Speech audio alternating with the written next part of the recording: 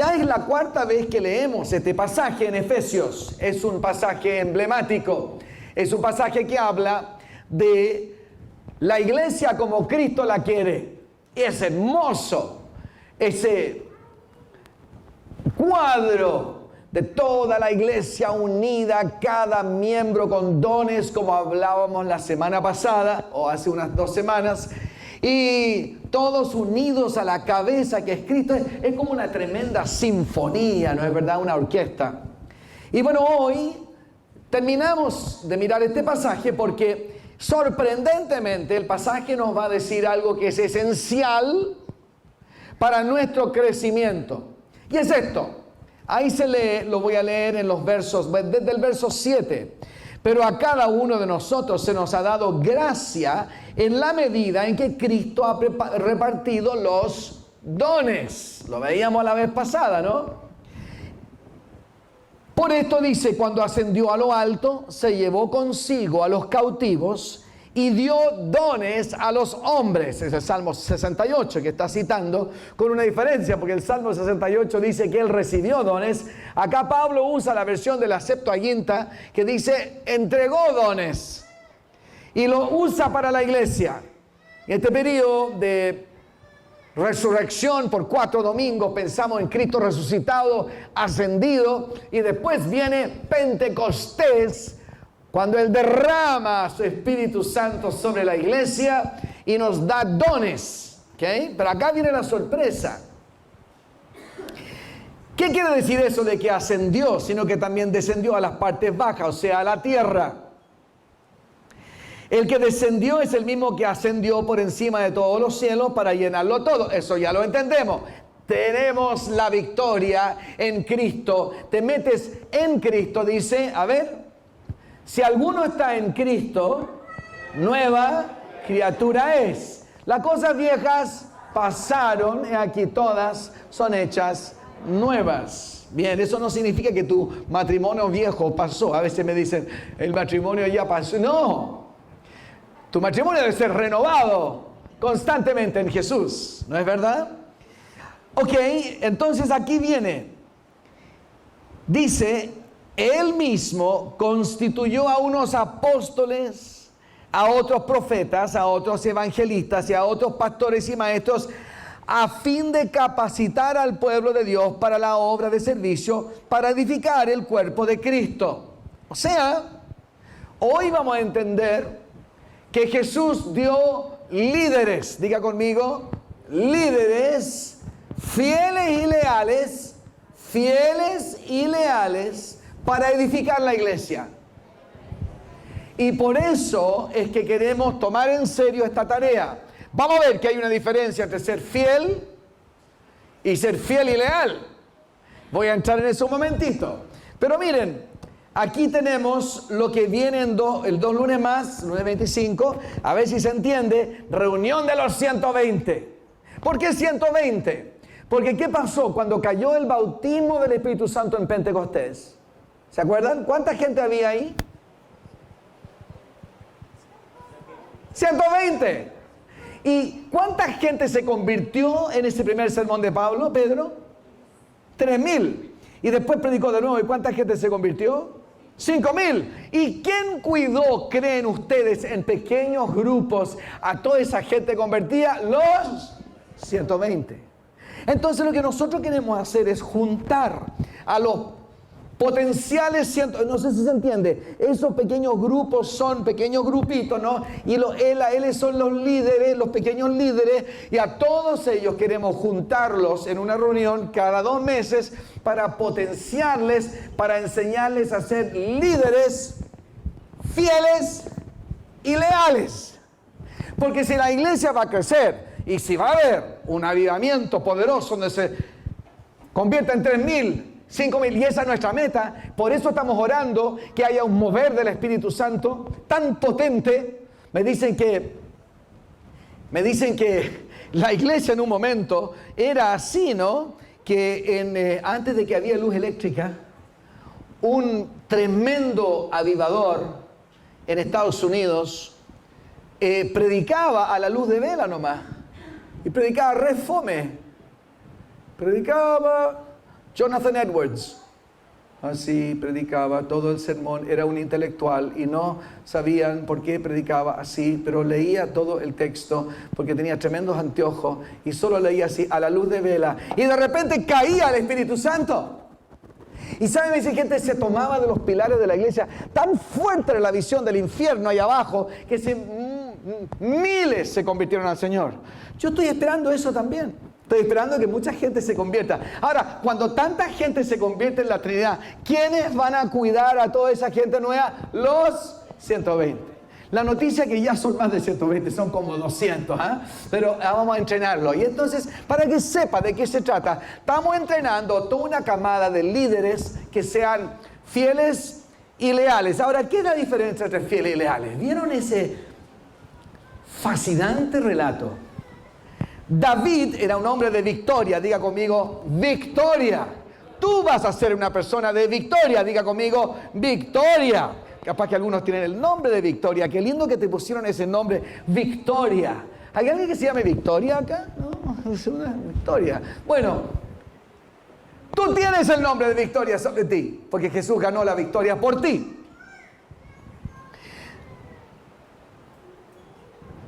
David comenzó matando a Goliat, ¿se acuerdan? Tremenda batalla ahí, y él salió y con la onda, ¡pau! Y ganó la victoria. Pero David después pasó muchas luchas y ganó muchas batallas hasta establecerse de rey sobre toda Israel.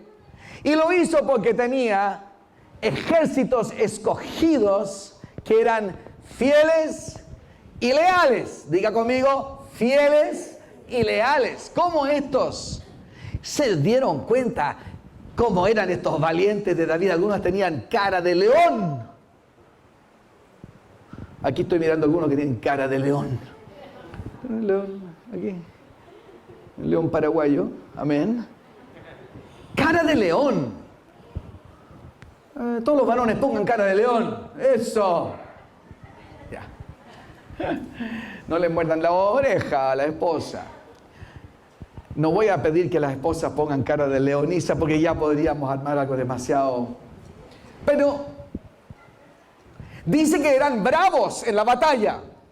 Algunos dice que se les pegaba la mano a la espada. Yo me imagino que pero eso nos da una idea de lo que era esta batalla y cómo eran ellos, que se les quedaba pegada la mano a la espada, igual que tú y yo, que se nos quede pegada la mano a la espada de la palabra de Dios, a lo que a todo el día, para esto vino el Hijo de Dios, para deshacer las obras del diablo, para esto vino el Hijo de Dios, para deshacer las obras del diablo, para esto vino el Hijo de Dios, para deshacer las obras del diablo. Diga conmigo, para esto vino el Hijo de Dios, para deshacer las obras del diablo. Que se te quede pegada la mano a tu espada, porque esa espada que tú tienes, que es la palabra de Dios, es el poder más grande y el diablo no puede hacer nada contra esa espada. Entonces estos hombres de Dios eran tan poderosos, pero en un momento David dice: tengo sed. Y 3 de ellos rompen filas, salen. ¿Cómo lo hacen? No sé. Abren brecha entre los filisteos, llegan al pozo de Belén y ahí sacan agua y vuelven y entran y vuelven y le dan el agua a su rey. ¿Y qué hace David? Dice: esta agua no me la voy a tomar, porque sería como tomar la sangre de mis líderes fieles y leales que arriesgaron sus vidas por mí. Hay un elemento profético acá, porque obviamente ¿quién iba a nacer en Belén? El Mesías. Y él sí iba a vertir sangre y no agua por todos nosotros. Pero lo que está acá el pasaje demostrando es que David tuvo que honrar a los líderes que de tal manera lo honraron a él porque eran fieles y leales. Hay una diferencia entre ser fiel y leal. Tú puedes ser fiel en los dones. en lo que se te encomienda, fiel con tu asistencia incluso a la iglesia, pero no ser leal. No ser leal. Por ejemplo, en Arica recién estuve en una iglesia donde el pastor me dijo, mi número 2, por favor, nada que ver con Juan Luis, esto yo le dije esta mañana, si hay un pastor que tiene un pastor leal, soy yo, un amigo leal, por eso puedo contar esto sin ningún problema. Una de las cosas que siempre nos ha hecho muy contentos con Iglesia es poder tener el ministerio leal juntos. Lealtad tengo de todos mis libros de una forma extraordinaria. Pero este hombre me contaba la semana pasada que en medio del culto de repente se levantó su número 2 y dijo, pastor, no estamos de acuerdo con la forma en que usted está llevando esta iglesia y nos vamos. Y se levantó la mitad de la congregación. Y se fue. O sea, era fiel, pero no era leal. Y esos líderes no sirven en la iglesia del Señor.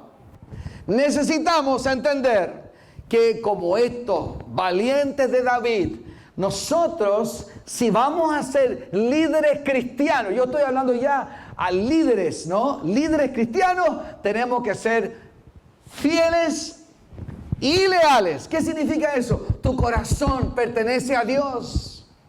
Eres leal a Él. No tienes dobles intenciones o agendas privadas. Eres muy fiel, claro, cuando te conviene, pero de repente la doblez de corazón entra ahí y tú solo haces lo que te conviene a ti. Y dañas tu familia, dañas tu iglesia. No. Por eso es que Dios insiste que seamos fieles y leales como líderes. Y eso es lo que queremos enseñar. Fíjate, Dios contigo es fiel y leal. ¿Sí o no?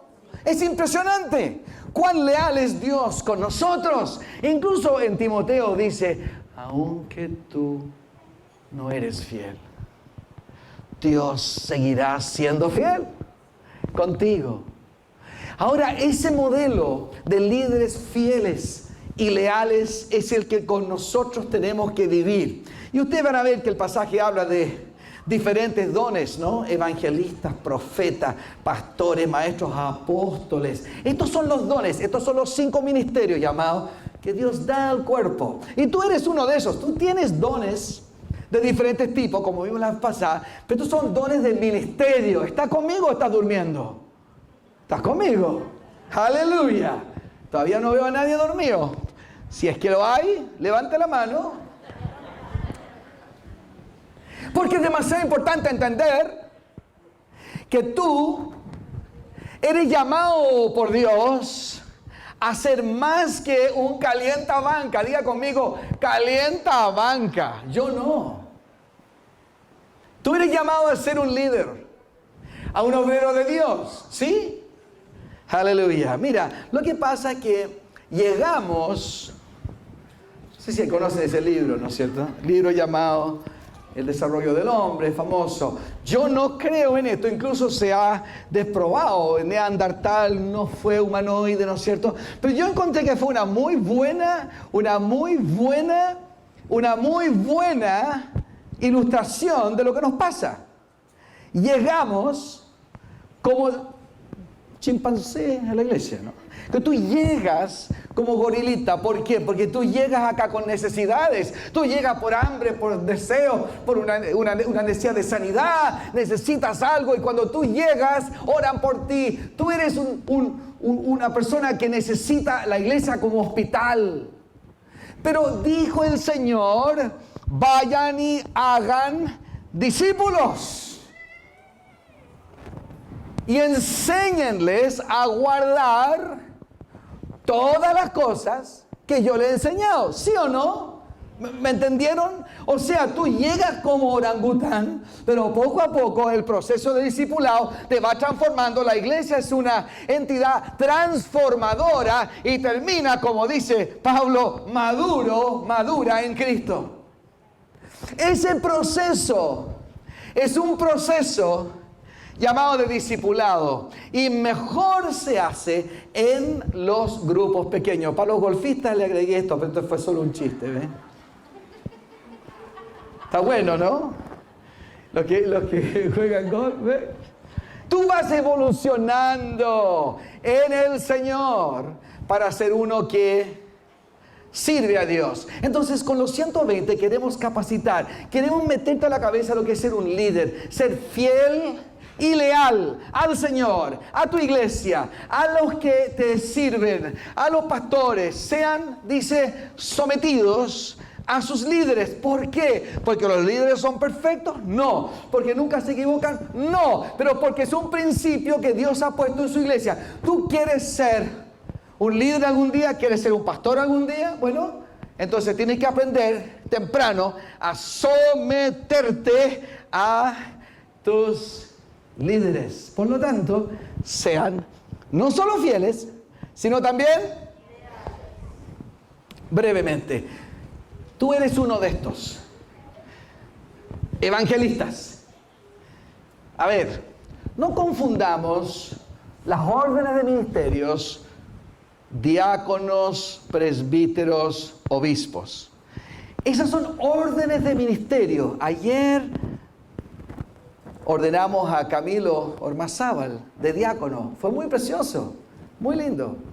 Pero esas son reglamentaciones que la iglesia desarrolla a través de los tiempos para asegurar que los que terminan a cargo de la iglesia son personas fidedignas, instruidas, que saben lo que están haciendo con un corazón fiel y leal también. Es un proceso. Por eso tenemos esos procesos que terminan en ordenación. Pero yo estoy hablando acá de otra cosa. Estamos hablando de los ministerios. Ahora, ¿cuál de estos eres tú? Evangelistas son los grandes proclamadores. Ustedes me han escuchado. Yo soy un evangelista, de verdad. Porque efectivamente me gusta hacer cosas como predicar en la micro. Levante la mano acá a todos los que les gusta predicar en las micros. ¡Aleluya! Hay algunos que somos así, nos gusta este tipo de cosas, son evangelistas. Por ejemplo, estaba en Temuco predicando en el aire libre, tenía un aviso que decía Dios es amor, y entró un travesti vestido de mujer y vino ok, él es otro predicador en las micros. Tommy te ayuda, muy bien. Entonces, este querido travesti vino y empezó a gritar: odio a Dios, no hay un Dios. La regla de la predicación es seguir predicando, pero no pude porque siguió predicando. Entonces dije, Señor, ¿qué hago? Entonces el Señor me dijo, dile que lo amo. Me acerqué a él, le dije, Dios te ama. Y él hizo lo que quizás nadie esperaba, pero lo único bueno es que se estaba golpeando más gente llegaba para ver qué iba a hacer el predicador, le iba a tirar las pinturas encima, qué iba a hacer. Y dije, Señor, ¿qué hago? El Señor me dijo, muéstrale que lo amo. Así que lo abracé y dije, Dios te ama. Ahí empezó a llorar, porque probablemente nunca le habían dicho eso. Él pensaba que su condición era una donde los cristianos lo rechazaban. Dios te ama incondicionalmente. Entonces, ahí lo dejé llorando. Lo único que, claro, menos mal que no pasó al obispo y verme abrazado en medio de la calle, pero igual así habría sido bueno. ¿Por qué? Porque los cristianos son los únicos que pueden amar incondicionalmente, con fidelidad y amor a Cristo. Tú puedes ir a cualquier persona, abrazarles y traerle el amor de Dios. ¡Qué buena, qué grande la libertad! No hay discriminación para el cristiano. Amamos, son los evangelistas. Bueno, si tú te habría encantado estar ahí, ¿no? Entonces tú eres un evangelista. Si no hay problema, no tienes un déficit, ¿ya? Lo que sí eres un testigo y debes saber cómo hablar el testimonio del Señor. dar testimonio. ¿Ves? Este loco ahí está en la ola dando testimonio del Señor. Así son los evangelistas, ¿ya? También están los profetas, los mensajeros de Dios. Ahí está Elías en un día de lluvia. Acuérdense, Dios le dio una palabra, le dijo a Acab, Dios va a mandar sequía. Y se secó. Tenía una palabra de Dios directa. Y después, cuando llegó el tiempo, Él decretó lluvia y vino la lluvia. Yo no sé qué profeta está decretando estos días, pero algo está pasando por acá. Pero yo creo que todo está ligado. Estamos intercediendo por nuestra nación. Todo está ligado. Pero los profetas a veces interpretan la realidad en el momento. Ojo, la Biblia dice que los profetas deben ser sujetos a la Escritura. Nunca puedes dar una profecía que contradice la Escritura. Y también sujetos a los pastores, porque a veces uno que otro se me arranca con los tarros y entra la carne y empiezan a profetizar. Dios le dice a la iglesia que deben andar un mes con cilicio y ayuno. Y Dios no dijo nunca eso. Se entusiasman. Por eso chequeen sus profecías con los pastores. Y ahí están los pastores y los maestros.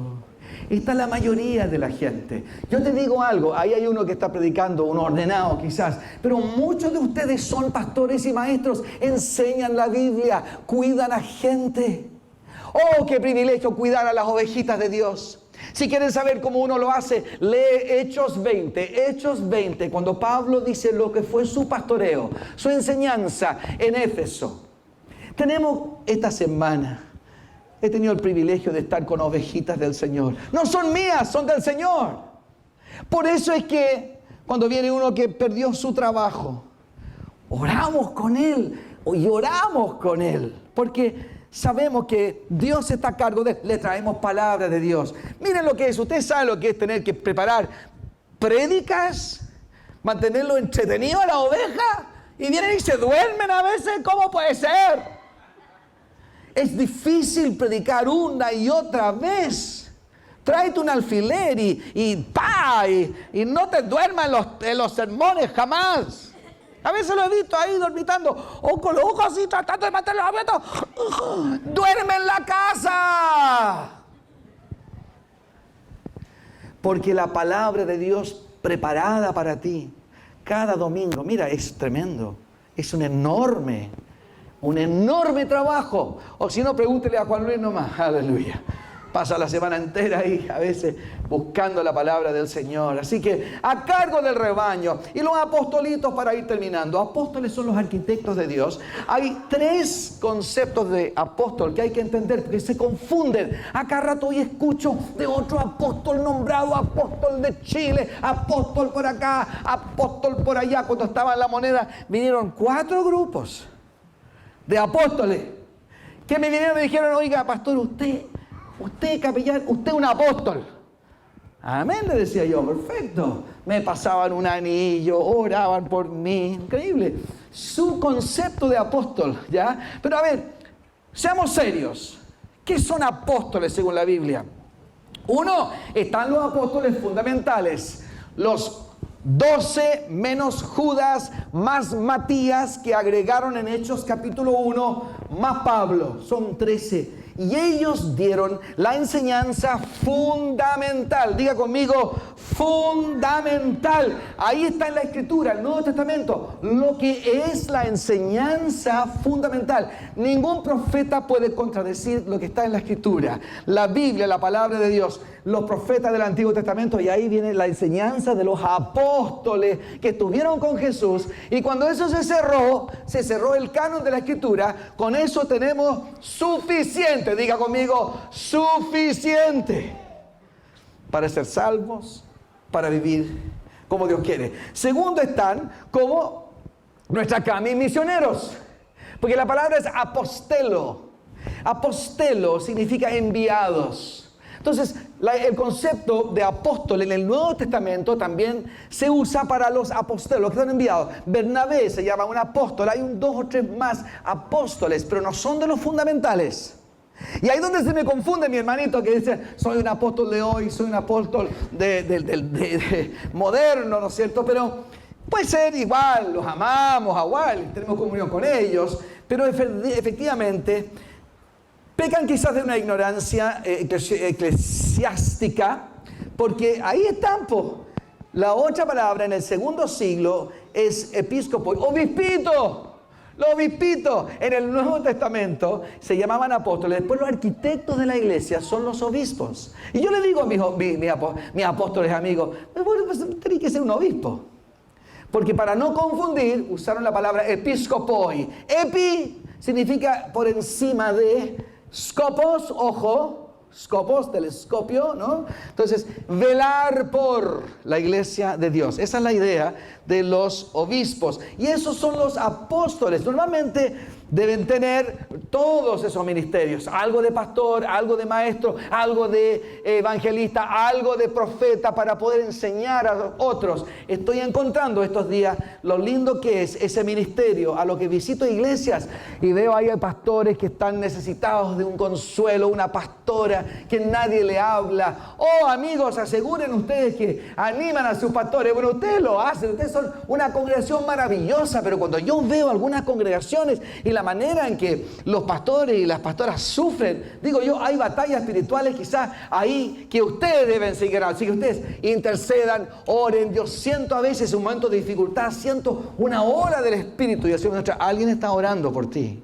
Así que oren por sus pastores, amén. ¿Todavía están ahí? Estamos terminando, gracias al Señor. Pablo termina diciendo que efectivamente somos todos como una gran sinfonía, una gran orquesta. ¿Han escuchado una orquesta antes de tocar? Es una cacofonía. Cada uno afinando su propio instrumento. Así es la iglesia cuando se llena de quejabanza, crítica, negativismo, incredulidad. Pero ahí sube el toc, toc, toc, toc, toc conductor. Y sale la más maravillosa sinfonía. Esa es la visión de Pablo. La iglesia es conducida por el conductor, Jesús. Y el conductor usa a líderes a los cuales usted somete su instrumento. Puede ser un bombo, boom, boom, boom. Si tú tocas el bombo solo como tú quieres, boom, boom, boom, boom, entonces vas a arruinar la sinfonía. O si tienes el triángulo, quizás ese es tu rol, un triangulito. Y llega el momento culminante y viene el conductor y dice, triángulo. Y estaba dormido. Y no haces ping. Arruinas la sinfonía. Todos atentos, entonces, al conductor, quien dirige la orquesta a través de sus líderes. No olviden que el poder más grande es tener estos pequeños grupos, donde hay 2 o 3 unidos en mi nombre, ahí estoy yo en medio de ellos. Allí se produce lo que es el poder de la oración en la iglesia, pequeñas células. Así se ve la Trinidad, con grupos pequeños, toda esa orquesta ensayando quizás en pequeños grupos, y así entonces en esta reunión vamos a poder entrenar a los músicos para que sean personas fieles y leales. Termino ahí, porque Él fue tan fiel y leal con nosotros. Si yo, su Señor y Maestro, les lavo los pies, ¿cuánto más ustedes deben lavarse los pies los unos a los otros? Dice, si se aman unos a otros, todo el mundo verá que son mis discípulos. Dice en el pasaje, hablen la verdad en amor. A veces hablamos tanta verdad sin amor que destruimos el cuerpo. O a veces tanto amor sin ninguna verdad que el cuerpo es light. Hablemos la verdad en amor. Seamos discípulos. Edifiquémonos unos a otros hasta llegar a ser de chimpancé hasta el hombre y la mujer madura en Jesucristo. ¿Me están entendiendo o no? ¿Me están entendiendo? Y eso se logra ¿cómo? Siendo líderes quienes como Jesús somos fieles y leales. Aleluya. Tengo esta ilustración. Se trata de nuestros hijos, Jan y Ara. Ahí veo a los papis ahí atrás, los Consue. Ellos me contaron hace un tiempo atrás que fueron puestos en una iglesia anglicana de esas, pero requete fome. Diga conmigo, fome. Ellos están acostumbrados a lo que aquí sucede los domingos, pero tenían que estar ahí. Na, na, na, na, na, na, na. Na, na, na, na. La, la, la, la, la, la, la, la. Entonces decían, Señor, ¿por qué nos pusiste acá? Y fueron tentados a ser fieles con su música, pero no leales en su corazón. Y a compuchar. Oye, esto podría ser mejor. Pucha, que lo hace mal el pastor. Por eso tenemos una máquina cortalenguas acá a la puerta. Tú no la ves. Pero a veces gente entra y ¡jum! Mucho cuidado. Pero oraron y Dios les dijo, no, yo quiero que sean fieles y leales. Así que hablaron con los pastores, cómo vamos a ayudar, y les dio ideas. Y fíjense lo que pasó. Poco a poco la iglesia empezó a crecer, a abrirse los cultos. Ellos pudieron tocar alabanza. ¿Por qué? Porque se confiaba de ellos. ¿Ve? Los pastores pudieron confiar. Y poco a poco se ha armado un avivamiento en esa iglesia. Y lo último es que le ofrecieron una pega ahí por un tiempo mientras se ordena el Jan probablemente. ¿Por qué? Porque fueron fieles y leales. No se preocupen, van a volver después. Aleluya. Pero ¿ven lo que pasa cuando tú eres un líder fiel y leal? ¿Ven por qué lo queremos entrenar en el 120? Si usted no fue llamado, no recibió la invitación, pero quiere estar, díganos. A ver si los metemos como potenciales 120. Ya son como 200. ¿Me está entendiendo? Por lo tanto, mis hermanos, igual que Dios es fiel y leal contigo, tú vas a ser un líder, una líder fiel y leal. Aleluya. Oremos al Señor.